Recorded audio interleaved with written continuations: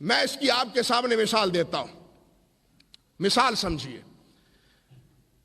مالکیہ کے نزدیک نماز پڑھنے لگتا ہے ایک انسان تو مالکیہ کے نزدیک کیا ہے؟ اللہ اکبر کہہ کے ہاتھ چھوڑ دے اور الحمدللہ رب العالمین پڑھنا شروع کر دے. نہ ثنا، نہ تعوذ، نہ بسم اللہ. سمجھے بات؟ نہ دعائے استفتاح، نہ تعوذ. علماء کی مجلس ہے، علماء تشریف فرما ہے، تصدیق کریں گے. نہ ثنا یعنی دعائے استفتاح، نہ تعوذ اور نہ ہی بسم اللہ، بلکہ کیا ہے؟ اللہ اکبر کہا اور اللہ اکبر تکبیر تحریمہ کے بعد سورۃ فاتحہ پڑھنا شروع کر دی. الحمدللہ رب العالمین الرحمن الرحیم. مالکیہ کا آج بھی یہی فتویٰ ہے. مالکیہ کا آج بھی یہی فتویٰ ہے. بلکہ مدونہ میں لکھا ہوا ہے کہ دعا استفتاح کی کوئی روایت بھی صحیح نہیں. حالانکہ حدیث بلوغ المرام کا طالب علم بھی جانتا ہے. بخاری مسلم کی تو کیا بات، بلوغ المرام اور مشکات کا طالب علم بھی جانتا ہے کہ نبی علیہ الصلوۃ والسلام نے تکبیر تحریمہ کے بعد دعا استفتاح پڑھی.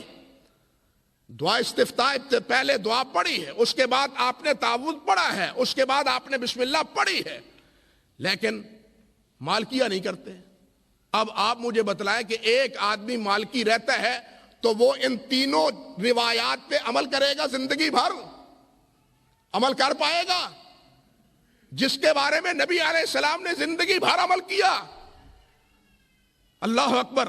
اگر مالکی ہے تو وہ ان تینوں پہ عمل نہیں کرے گا. بلکہ وہ آگے بھی کہتے ہیں، وہ کہتے ہیں کہ امام صرف یہ پڑھے غیر المغضوب علیہم ولا الضالین اور مقتدی کہے آمین، امام آمین بھی نہ کہے. حالانکہ حدیث میں کیا آتا ہے؟ اذا امن الامام فامنوا. حدیث میں کیا ہے لفظ؟ اذا امن الامام فامنوا. جب امام آمین کہے تو مقتدیو تم بھی آمین کہو. حدیث ٹھیک صحیح. اگر مالکی ہے تو اس حدیث پہ عمل کرے گا؟ ظاہر بات ہے نہیں عمل کرے گا.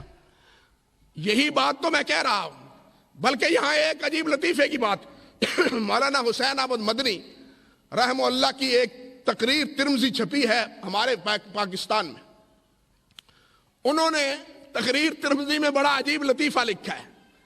کہتے ہیں کہ کچھ حنبلی اور کچھ شافعی اور کچھ حنفی علماء وہ ایک مالکی امام کے پاس چلے گئے اور جا کے پوچھنے لگے کہ حضرت آپ نے نماز پڑھائی ہے اور تکبیر تحریمہ کے بعد سورۃ فاتحہ شروع کر دی ہے، نہ آپ نے ثنا پڑھی ہے، نہ آپ نے تعوذ پڑھا ہے، نہ آپ نے بسم اللہ پڑھی ہے، آپ نے کیوں نہیں پڑھی ہے؟ آپ کے پاس کیا دلیل ہے نہ پڑھنے کی؟ تو وہ کہنے لگے دلیل جا کے میرے امام سے پوچھو. میرے امام نے فتویٰ دیا ہے، مسئلہ بتلایا ہے کہ یہ تم نے نہیں پڑھنی، میں نہیں پڑھتا. دلیل میرے امام سے جا کے پوچھو.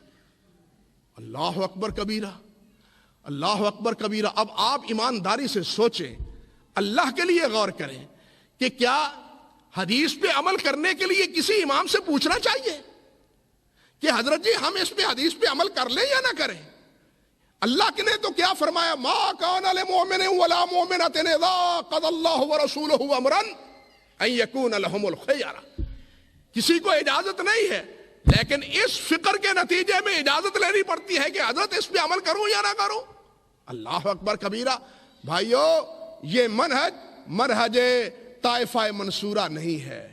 طائفہ منصورہ کی دعوت یہ ہے کہ وہ اللہ اور اللہ کے رسول کا تابع دار اور فرما بردار بنے. میں ایک اور مثال آپ کے سامنے رکھتا ہوں، بہت سی مثالیں اس حوالے سے. آپ یہاں کا تو بتا رہی بھائی، ہمارے پاکستان میں جتنے قرآن مجید چھپے ہوئے ہیں، یہاں پاکستان کا کوئی چھپا ہوا ہو تو آپ دیکھ لیں، اور اگر پاکستان میں یا ہندوستان میں جائیں تو پھر میری بات کی تصدیق کر لیں. ہاں تصدیق کر لیں. میں آپ کو چیلنج کے طور پہ عرض کرتا ہوں. حدیث میں آتا ہے نبی علیہ الصلوۃ والسلام نے ارشاد فرمایا فضلت سورۃ الحج بسجدتین. حضرت عقبہ بن عامر سے کہ اللہ سبحانہ و تعالی نے فضیلت بخشی ہے سورۃ